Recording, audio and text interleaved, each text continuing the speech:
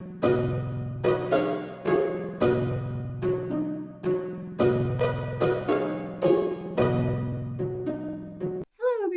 welcome to AmourologyEd, where we do sex and alternative lifestyle education. My name is Krista. I'm your host. So today we're going to be talking about intersex. And as you know, since you watched my last video, you know that it's a really, really complicated topic. So I brought somebody in for this. This is Stephanie. Will you tell us about yourself?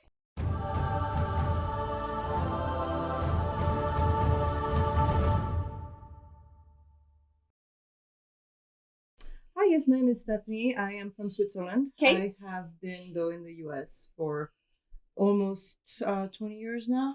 Okay. Actually, more than that, 22 years now. Wow, time flies. So you're from here now. I'm from here now. And then, I consider myself intersex by birth. Okay. Transsexual by force. Okay. And transgender by acceptance. Interesting. So what is intersex to you? So to me, intersex, so I was born with a really rare genetic mutation on the 19th chromosome. Okay. And because of that, I kind of came out neutral, got misdiagnosed. That's a whole long story you can go into later. Okay. But I didn't have female characteristics on the sexual plane, and I didn't have male characteristics either at birth. So that's why I say the intersex by birth. Okay. Due to that genetic mutation. Interesting. So what is the 19th chromosome and what is that mutation? So on the 19th chromosome, so that's my kind of understanding from talking to geneticists. Sure. I mean, I don't claim to be a doctor. Yeah, I am no doctor. There's a little gene called the LH gene. Mm-hmm. And what that guy does at one point in the fetal development, that gene like, hey, brain, it's time that we sexually differentiate. And the brain like, oh, cool. I'm XX, let's do the girl route. Or I'm XY, let's do the boy route. Mm-hmm. Well, in my case, I got both mutated 19 from my mom and my dad. Interesting. So that the LH gene stayed dormant and never told my brain it was time to sexually differentiate. So I have sexual chromosome XY. So had my brain gotten the memo, I would have gone down the boy path. Okay. But I never got the memo. So I kind of came out neutral. Didn't have a penis at birth. Okay. Also didn't have a vagina. I had a mostly fused scrotum with kind of a little cavity behind it where the urethra dumped the urine. Okay. And I had underdeveloped, undescended testicles that were retained in my abdomen. So did you have any surgical intervention at birth? Not at birth. Okay. So my mom had 2 daughters prior to me, so she knew something was not quite the same with me. And she, babysit boys, so she definitely knew something was not like a little boy or a little girl. So she thought doctors and kind of got their advice. They ran chromosome tests on me, found out that I had XY chromosome. Did not tell my mom or my dad about it. They kept that to themselves. Interesting. And decided that it would be easier to have me become a female because they could do surgeries and give me a vagina, which would be a lot simpler than trying to, I guess, give me a penis. Okay. They thought at the time I had what's called androgen insensitivity syndrome. That's a fairly common syndrome where it's the X chromosome that has a mutation on it. In the case of androgen insensitivity syndrome, it doesn't matter if you give the child the female or the male hormone, the androgen hormone, because it's the receptors that are defective. So you don't have the right shape receptors, you can give the hormone. So you can't get it, you can't receive it. You can't receive it. Interesting. So they misdiagnosed me as having a mutation on the X chromosome, decided that trying to turn me into a boy would be impossible. Let's do surgeries. But it was later on, I was about 5 years old when they did surgeries on me. Interesting. Okay, so how has this affected your life in general? I know it's a broad question. It affected a lot. So I remember the surgeries when I was 5. I remember the stay in the hospital. They went in and castrated me at the time. Okay. With a lie to my parents. They told my parents that their little girl had some precancerous cell on her ovaries. Oh, so they needed to go in and take out my ovaries so I didn't get cancer outside. So they didn't tell your parents? No, they didn't tell my parents. And this is such a common problem. Unfortunately, yes. Yeah, it is. So the doctors decided amongst themselves and carried on with that lie. So interesting. That was hard in my childhood before that because the way it was set up, I was getting a lot of urinary tract infection. And so something needed to happen. Like, yes, I needed to have something because the urinary tract infection was just dreadful. Yeah. Surgery was not very successful because the other surgery they did, so they castrated me essentially, so called a cryptectomy, cryptorchid. So after that, I had to learn how to walk because I was laid in bed for so long.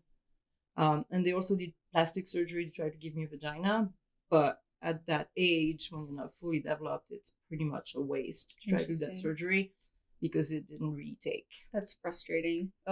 So that affected me later on in life when I was older and trying to be more sexually active. I knew something was not normal because if I touched myself, like I could put just about this much of my finger in me, and I'd seen a penis, and I'm like, right. You're like, hold on, there's a difference here. Something is not. How does it work? It's not going to work. So, at about 12 years old, kind of jumping back, they wanted me to continue to start hormone replacement therapy. So I could continue developing as the girl and still keeping up with the life. So my parents still didn't know I had XY chromosome, didn't know about the misdiagnosis of androgen insensitivity syndrome. But because they wanted me to kind of grow a little bit and develop more, I was told then by a doctor that you will never have children. Remember the surgery. You had some precancerous on your ovaries. Never had ovaries. They were testicles the whole time. So now we need you to take these pills every day so you can kind of develop. More normally. Yeah. And that time was really weird because every 6 months I had to go to that hormone doctor, and he would chart the development of my boobs. He would look at my pubic hair development. So weird. So so getting measured and having him seeing if I'm developing pubic hair the way I guess I should when you're a teen. I can imagine really scary.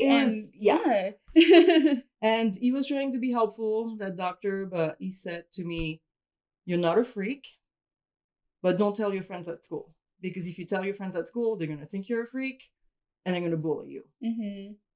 What I heard is, you're a freak and you should be bullied for the freak that you are. Because how could you not? Yeah. So it really shut me down. Like in my teens, I didn't date really. I kind of spent time in my books and with my dogs and didn't, I had some attraction, but I never allowed myself to act on those.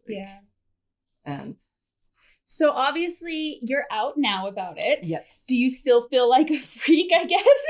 That's a very terrible way to ask that question. No, but good. No, not anymore. We all have cards that were dealt. And I think the key is to look at the card you dealt and how you're going to play the game. Yeah. To have the best possible outcome. Yeah. So, but it took a long time to get there. 19 years old came along. That's when I started wanting to be more sexually active. And I started learning more about biology in school. And I was like, hold on. If I had cancer on my ovaries when I was 5 years old, well, shouldn't I, one, get checked somewhat frequently to make sure it's not coming back somewhere else? And the doctor's like, oh, no, don't worry about it.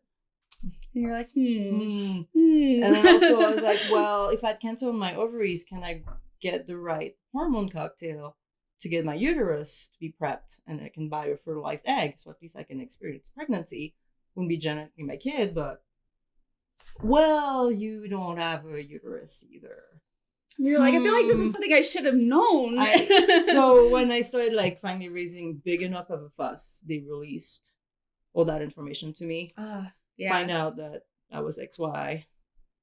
Find out that it was never ovaries they took out, that it was actually, in fact, my undescended, underdeveloped testicles. And I was told I had androgen insensitivity syndrome because at that point, that's what the doctors still wrongfully believe I had. Right. Gosh, I feel like I can't imagine going through that really, but I can try. And I feel like it would be almost like a good and a bad thing, like knowing now and then being able to move forward from that. But also, like, how did you take that news that you've been told one thing your entire life and now you're being told something completely different? At the time, awfully poorly. Yeah. other things happened in my life too. My father passed away at about the same time. I know you always wanted a son, so finding I had XY chromosome, realizing that maybe I was the son he was supposed to have this whole time. I had known since I was 12 I wouldn't have kids, and then finding out the surgery they did to give me a vagina failed and I shouldn't try to have sex. I might need more surgery to lengthen it. So it screwed up my identity a lot. And I kind of went the getting heavy into drug use way to try to somewhat cope, which was a very negative way of coping. So curious, when you say transgender by force, is this kind of what you're talking about? So transsexual. Oh, transsexual. I'm sorry. Yeah. Okay. No worries.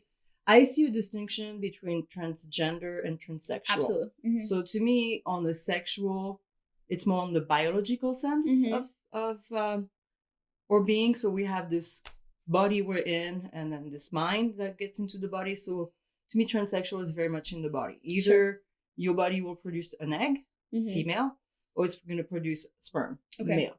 So my body left on its own would have produced sperm, probably not viable sperm to impregnate someone, but it would have been male. Sure. And doctors went in and changed it to female. So I see transsexual because the sexual from male to female in that sense was forced on makes sense. By doctor who kind of mutilated me into it. Yeah. And I, like in my last video, I talk about how common this is and how oftentimes when doctors do this without consent from the parents and without consent from the children, obviously because children can't consent, but that they oftentimes sterilize them without them knowing, which is terrible. Yeah. So we've talked a little bit about the physicality. Tell me about what the difference is and how this affected you mentally versus physically. So mentally finally came to where I consider transgender, because to me, like, gender is in the mind and the mind is infinite, so or gender is infinite. So to get out of that awful, my 20s, just the depression and the drug use and the just really not being happy and not wanting to be around, but not able to actually just really kill myself. I guess there was something good about that. I had to transcend this concept that you're either A or B, and then realize that since gender is infinite, it's in the mind is infinite, so I'm perfect just the way I am. And what helped at about that same time, they found out there's other people in my family who also have the same mutation but are XX, so they have the mutated chromosome 19 but would have been going down the female route had they not. So trying to conceive, that person in my family went all the way to in vitro, and then that wasn't taking, so they did a full check of the entire genome, and that's when they realized, like, whoa, wait a minute, you have a mutated chromosome 19, this is not normal. And that person said, like, okay, well, there's another person in my family referring to me who also they think has androgen insensitivity syndrome. And that's when the geneticist was like, wait a minute, I want to get that blood and also check my genome. Interesting. And that's when he got back to the result that I do not have androgen insensitivity syndrome. My X and Y chromosome are perfectly normal, but I also carry that mutated 19. So that's when I finally realized, like, the diagnosis I had was also flawed, which in itself was another slap in the face, but it explained a lot. So it was kind of... At least then you can move forward. Yeah. Okay. Well, I'm so glad you've had the chance to find out that information and start that healing process. That's really great and powerful to do. Do you have any advice for people who are kind of going through this hard time and realizing this about themselves, or maybe getting this information? If you feel something is not right, like, fight for your record if you have to. Like, don't... I mean, it's kind of hard to say you shouldn't trust doctor because you should. But at the same trust time, doctors. But if you have an inkling, like a feeling that something's not quite right, just get a second opinion, try to fight. And then also, yes, it's good, I know.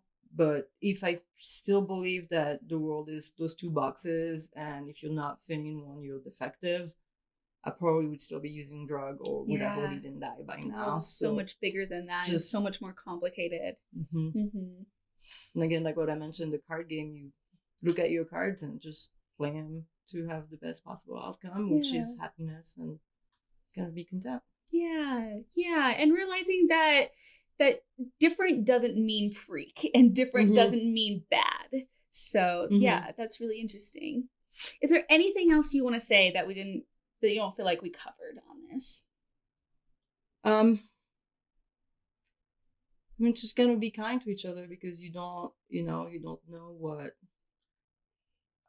people are going through, and then also being mindful of what advice you want to give others. Like that doctor told me, like, you're not a freak, but tell others you're a freak. He wanted to be helpful, right? But what I heard was completely different from what he had tried to say. So just be mindful and kind of take care of each other. Well, thank you so much. Thank you so much for being on here and like giving us a little bit of insight into what it's like actually living with this, because it's such a complicated topic and it does encompass so many different things for many different people. So I really appreciate that perspective. All right, well, that's it for today. As always, you can find me at AmourologyEd.net, at AmourologyEd on all social media. You can join my Facebook group if you have any more questions. Oh, if somebody wants to reach out, if they have any questions, can they reach out to you? Where can they find you? Yeah, they can reach out to me. Either on my Facebook, maybe we can put. Absolutely. Yeah, I'll put it on the show notes if people want to, for sure. Yeah, I'm really open. So perfect. Okay. Yeah, so look for that on the show notes if you have any questions. You can also funnel questions through me if you don't feel comfortable. And then like and subscribe, tell a friend, all that good stuff. Thanks. Bye.